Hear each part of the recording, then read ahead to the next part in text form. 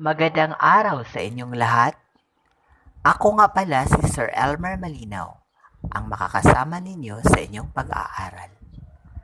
Bago tayo dumako sa ating paksang tatalakayin ngayon, ay magbabalik-aral muna tayo sa nakaraang paksa at ito ay ang mga pahayag sa pagbibigay ng mga patunay. Sino sa inyo ang makapagbibigay ng halimbawa? Isa sa mga halimbawa ay may dokumentaryong ebidensya. Ang mga ebidensyang magpapatunay na maaaring nakasulat, nakalarawan, o nakavideo. Ikalawa, kapani-paniwala. Ipinakikita ng salitang ito na mga ebidensya, patunay, at kalakip na datos ay kapani-paniwala at maaaring makapagpatunay.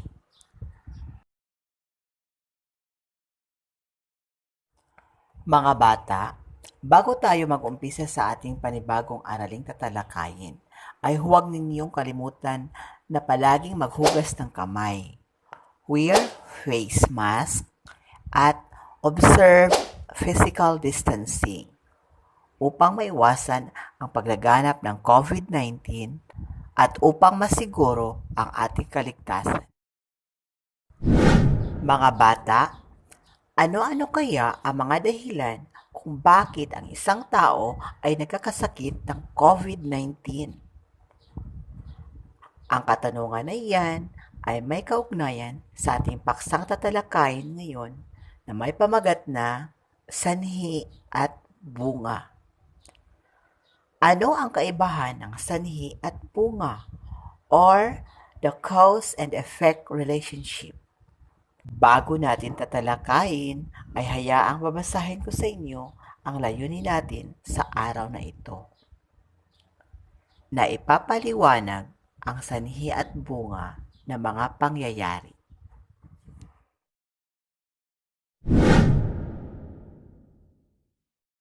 Sanhi. Ito ay tumutukoy sa pinagmulan o dahilan ng isang pangyayari. Ginagamit ang salitang dahil, sapagkat, at kasi. Halimbawa, number 1. Masaya mga bata sapagkat nakatanggap sila ng laruan. Number 2. Umiyak si Ara dahil masakit ang kanyang ulo. Number 3. Nakapasa siya sa pasulit dahil nag-aral ng mabuti. Ang mga salitang may salungguhit ay sanhi.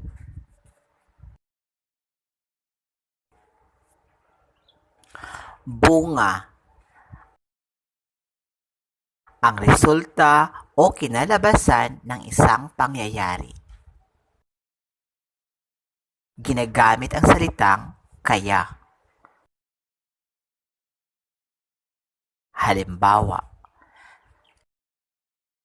nasira ang laruan kaya umiyak ang bata. Number 2. Naglinis ng bahay si Ken, kaya natuwa ang kanyang lola. Number 3. Maraming kalat sa palaruan, kaya pinulot ito ng mga bata. Mapapansin na ang mga salitang may salungguhit ay ang bunga.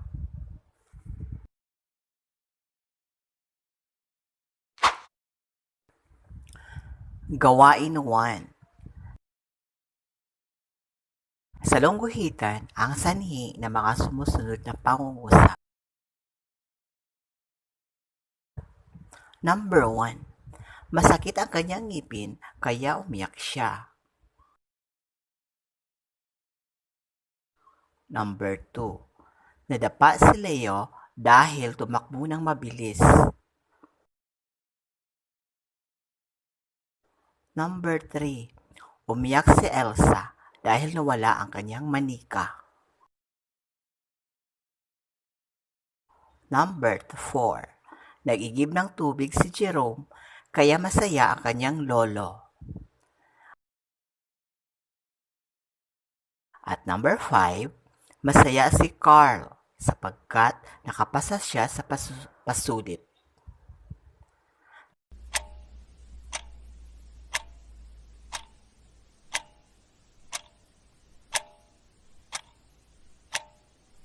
Tama ba ang sagot niyo mga bata? Sabay-sabay nating alamin. Number 1, ang tamang sagot ay masakit ang kanyang ngipin. Number 2, dahil tumakbo ng mabilis. Number 3, dahil nawala ang kanyang manika. Number 4, nagigib ng tubig si Jerome. At number 5, sapagkat nakapasa siya sa pasulit. Gawain 2.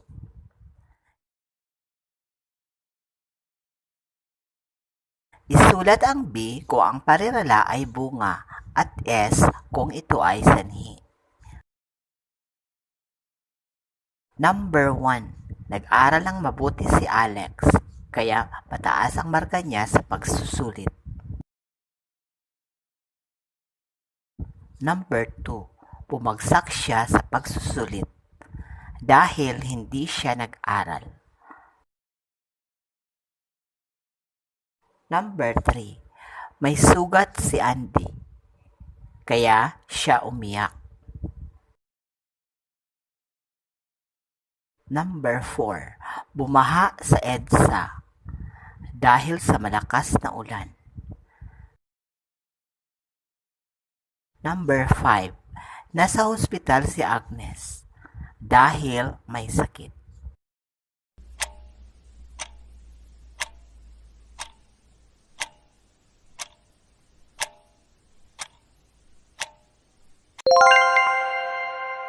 Sabay-sabay nating alamin ang tamang sagot mga bata.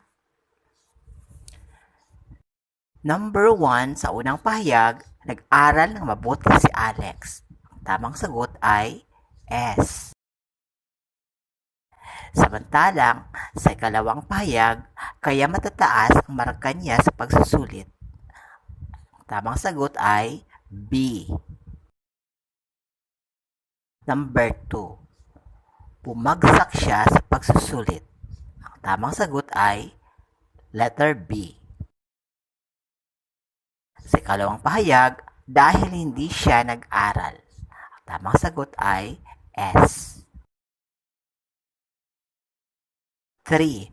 May sugat si Andy. Ang tamang sagot ay S. Sa ikalawang pahayag naman, kaya siya umiyak. Ang tamang sagot ay B. Number 4. Bumaha sa EDSA. Ang tamang sagot ay titik B. Sa ikalawang pahayag, dahil sa malakas na ulan. Ang tamang sagot ay S. Number 5. Nasa hospital si Agnes. Tamang sagot ay B. Sa ikalawang pahayag, dahil may sakit. Tamang sagot ay S.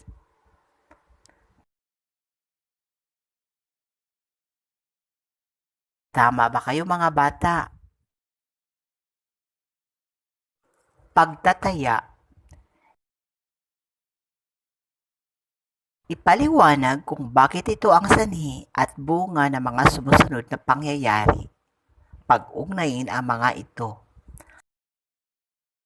Sa hanay A, number 1, si Leia ay nahuli sa klase. Number 2, galit si Mami. 3, umiyak ng malakas ang sanggol. Number 4, madasaling bata si James.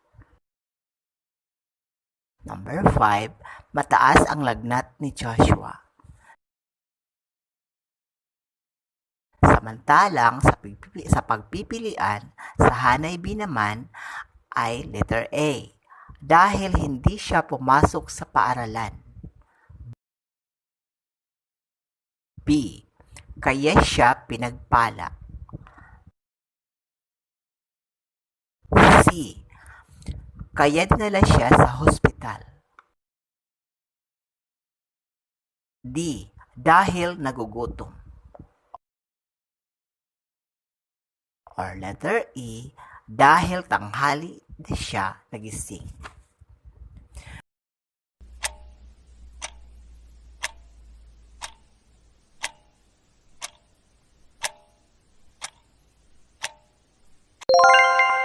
Sabay-sabay nating alamin ang tamang sagot, mga bata. Sa number 1, si Leia ay nahuli sa klase. Number 1, ito ay bunga. So, hahanapin natin ngayon sa Hanay B ang kanyang sanhi. Tama, mga bata, letter E. Dahil tanghali na siya nagising. Kaya magiging, si Leia ay nahuli sa klase dahil tanghali na siya nagising. Number 2, galit si Mami.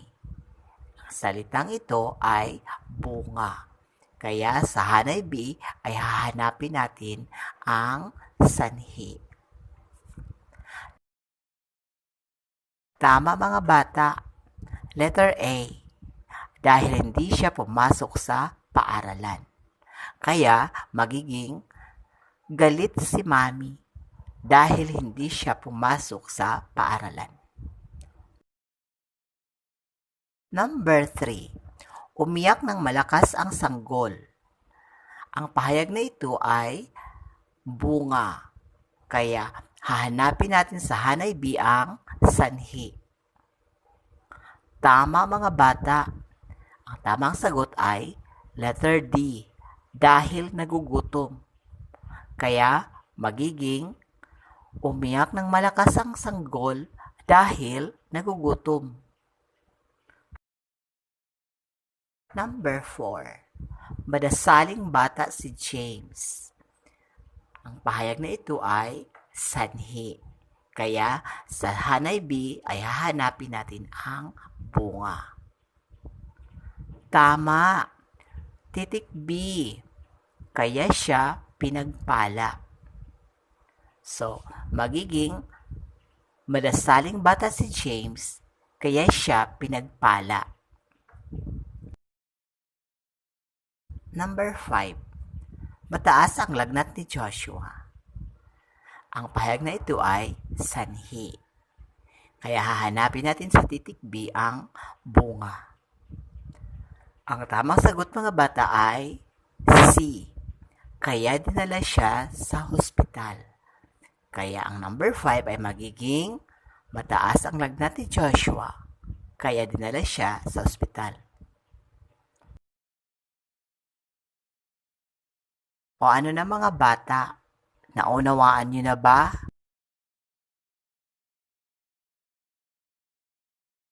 Mga bata, lagi nating tandaan na ang sanhi ay ang unang naganap sa loob ng pangungusap, samantalang ang bunga naman ang huling naganap sa loob ng isang pangungusap. At mahalaga rin ang tamang gamit ng pangugnay upang maging buo ang diwa ng pangungusap.